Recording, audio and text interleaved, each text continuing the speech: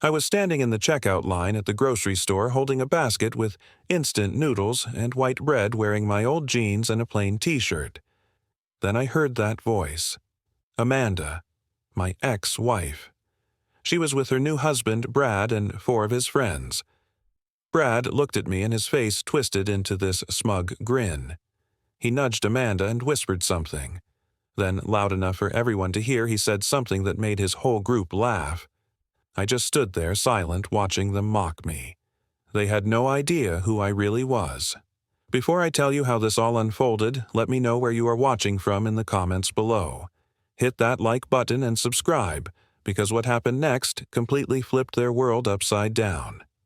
Now, let me take you back to how this whole mess started. Amanda and I were married for 7 years. The early days were good, really good. We met at a coffee shop downtown when I accidentally grabbed her latte instead of mine. She laughed about it, and we ended up talking for 2 hours straight. 6 months later, we moved in together. A year after that, we got married in a small ceremony with just close family and friends. Back then, we had nothing but each other and big dreams. I was working at an office job, nothing special, pushing papers and sitting through endless meetings about quarterly reports. Amanda worked at a real estate agency showing houses and dealing with clients who changed their minds every other day. We were not rich, but we were happy. At least, I thought we were. Every evening we would cook dinner together. She would chop vegetables while I handled the stove. We would put on music, usually something from the 80s, and just enjoy being together. On weekends, we would walk through the park near our apartment talking about buying a house someday, maybe having kids. She had this way of tilting her head when she smiled, and her hair would fall across her shoulder. I remember thinking I was the luckiest man alive. But then, about 3 years ago, I made a decision that changed everything. I quit my job. I told Amanda I wanted to start my own business. I'd been working on an idea for months, developing software solutions for companies, helping them streamline their operations. I knew it was risky. I knew it meant no steady paycheck. But I also knew I could not spend the rest of my life in that gray cubicle watching my dreams slip away. Amanda said she supported me. At first, anyway. She told me to go for it, that she believed in me. Those words meant everything. So I dove in. I set up a tiny office in our living room, just me, an old laptop, and a cheap desk I bought at a yard sale. I worked 16, sometimes 18 hours a day. I would start at 6 in the morning and keep going until 2 or 3 in the morning. Amanda would wake up, see me still at the computer, and just shake her head. The first year was brutal. I made barely enough to cover groceries. Amanda was paying for rent, utilities, everything else. I felt guilty every single day, but I kept telling myself it would pay off. It had to. I landed a few small clients, nothing major, but it was progress. I built websites, created custom software, fixed problems nobody else wanted to touch. Then, about 1.5 years into the business, things started to shift. I landed a contract with a mid-sized logistics company. They needed a complete overhaul of their inventory system. The contract was worth $200,000. It was the break I had been waiting for. I hired 3 employees, rented a small office space, and finally started seeing real money come in. But by then, something had broken between Amanda and me. She was not the same woman who used to dance with me in the kitchen. She was distant, cold. She would come home late, saying she had to work overtime on a big real estate deal. She started dressing differently, more polished, more expensive. She bought new perfume. She was always on her phone, smiling at the screen, typing away. When I asked who she was texting, she would say it was work stuff. One night, I came home early from a meeting. She was on a video call in the bedroom. I walked in and she quickly closed the laptop. Her face went pale. I asked who she was talking to. She said it was a colleague, someone named Brad, discussing a property listing. I wanted to believe her. I really did. But that sinking feeling in my gut told me otherwise. A few weeks later, she asked for a divorce. She sat me down at the kitchen table, the same table where we used to eat breakfast together, and told me she could not do it anymore. She said I had changed, that I cared more about my business than about her. She said she deserved a life where she did not have to worry about money, where she could feel secure. I tried to fight for us. I told her the business was finally taking off, that things would get better. But she had already made up her mind. The divorce happened fast. 3 months from the conversation to signing papers. We split everything down the middle. She took the apartment we were renting, most of the furniture, and the car. I kept the business. She did not even ask about it. To her, it was still just some struggling startup that might never amount to anything. I did not correct her. The day we signed the papers, we met at a lawyer's office downtown. The whole thing felt surreal. We sat across from each other at a conference table, a stack of documents between us. She looked different. Her hair was shorter styled in a way I had never seen before. She wore a new dress, something sleek and expensive. She barely looked at me.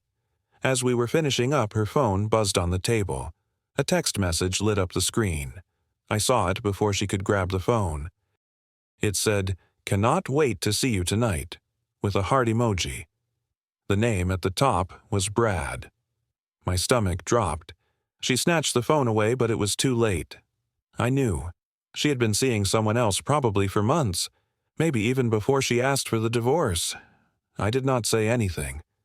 What was the point? We signed the last paper, shook hands with the lawyers, and walked out into the bright afternoon sunlight. She got into a car, waiting at the curb. I saw a man in the driver's seat. Brad. He looked over at me, smirked, and drove off. That was the last time I saw them for 2 years. After the divorce, I moved into a small one-bedroom apartment across town. The place was tiny, barely enough room for a bed and a couch. But it was mine, and it was quiet. I threw myself into work. I worked every single day, sometimes through the night. I stopped going out. I stopped seeing friends. The business became everything, and it paid off. Within 6 months, I signed 3 more major contracts. I hired more people. 10 employees became 20.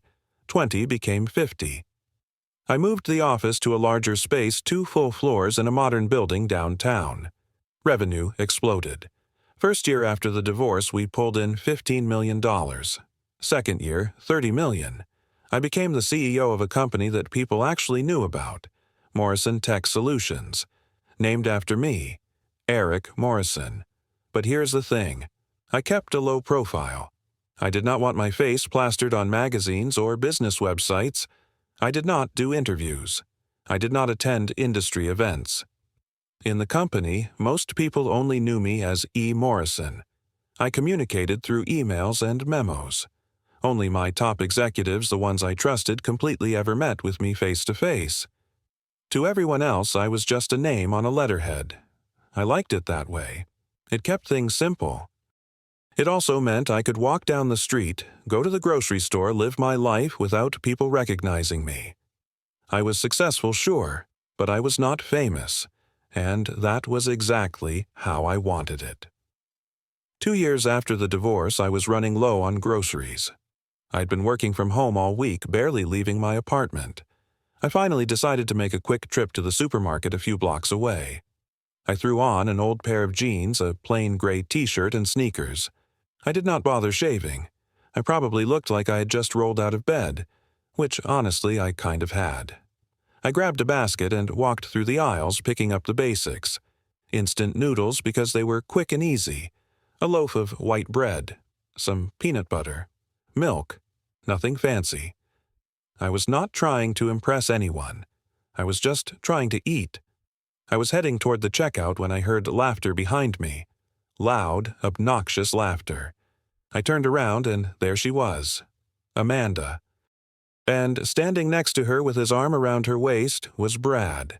He was tall, well-dressed in a button-down shirt and Khakis hair slicked back. He looked like the kind of guy who spent too much time at the gym and even more time talking about it. Behind them were 4 other people all around the same age, mid-30s, all laughing at something Brad had just said. Amanda saw me first. Her eyes widened, and for a second she looked like she wanted to disappear.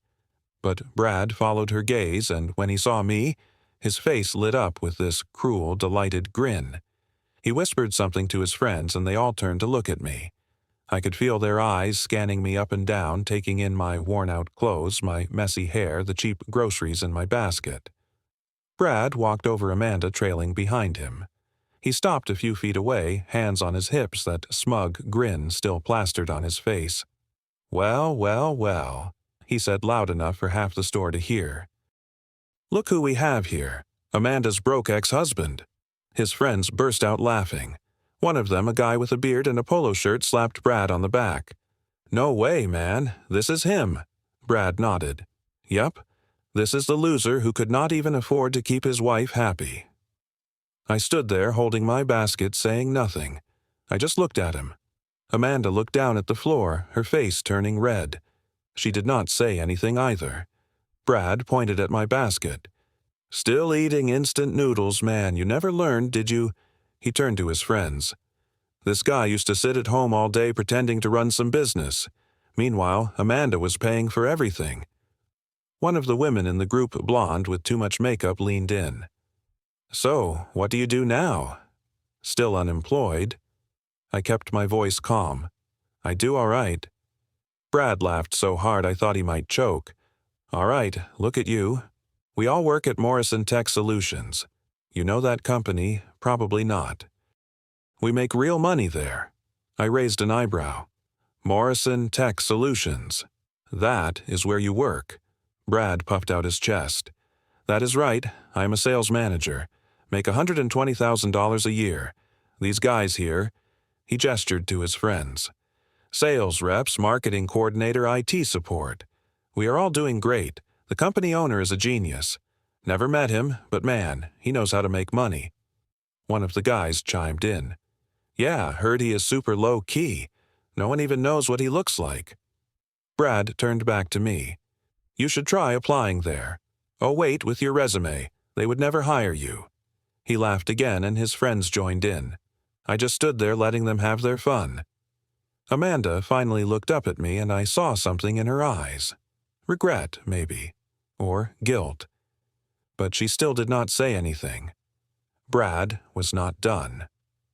"Come on, say something." Or did success intimidate you that much?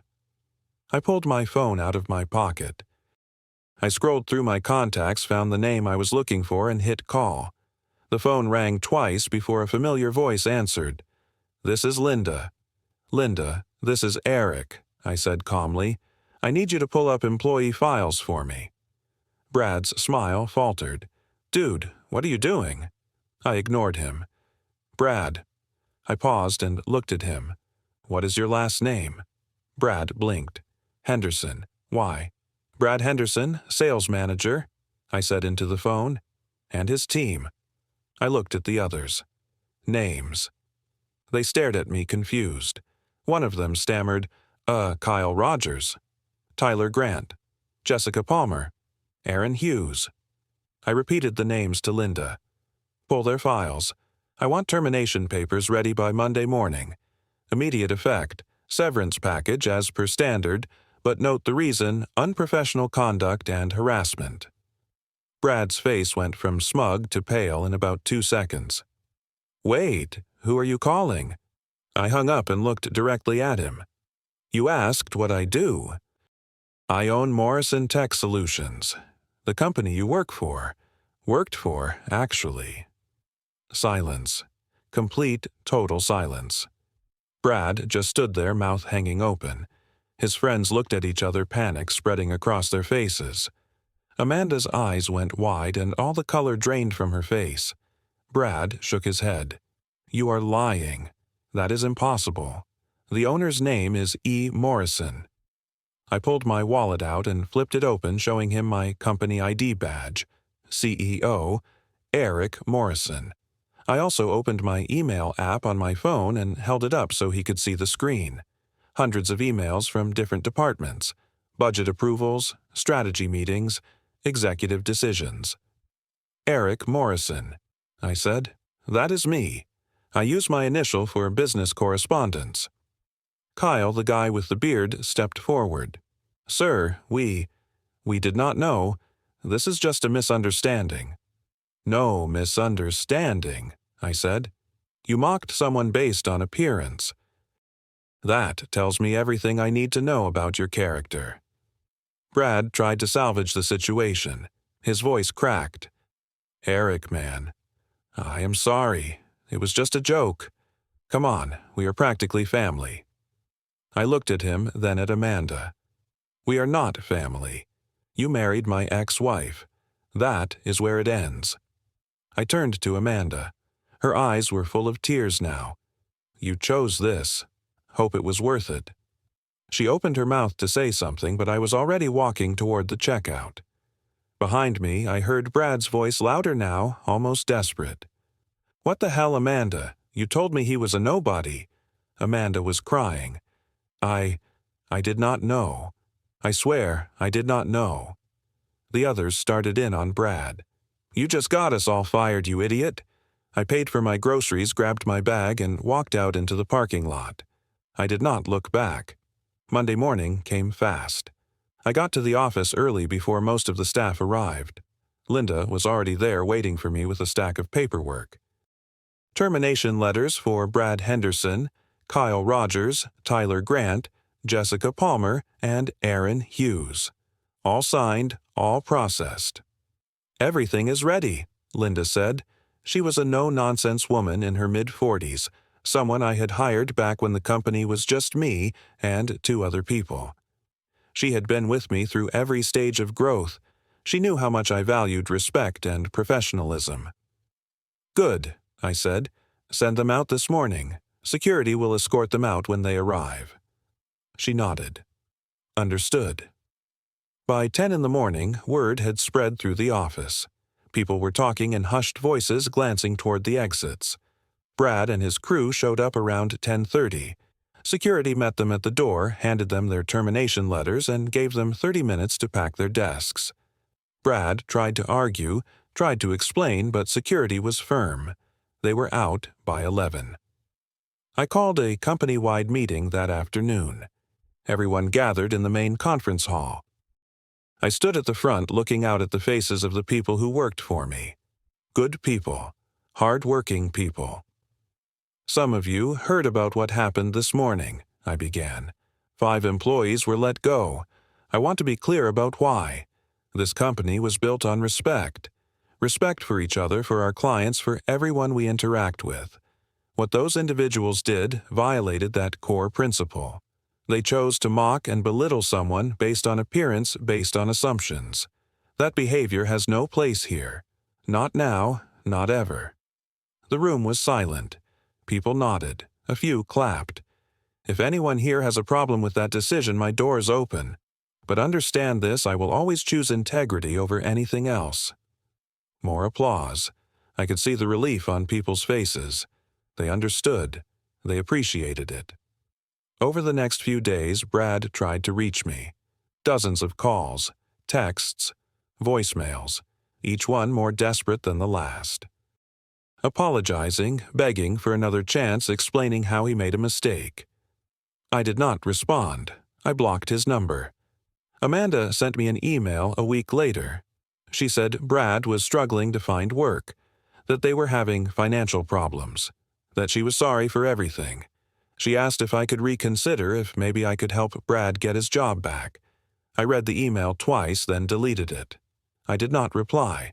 I was not trying to be cruel. I was not trying to ruin their lives. But I had learned something important over the past few years. Actions have consequences. Respect is not optional. And sometimes the kindest thing you can do for yourself is to walk away and let people deal with the choices they made. I sat in my office one evening looking out over the city. The lights were starting to come on as the sun set. I thought about everything that had happened.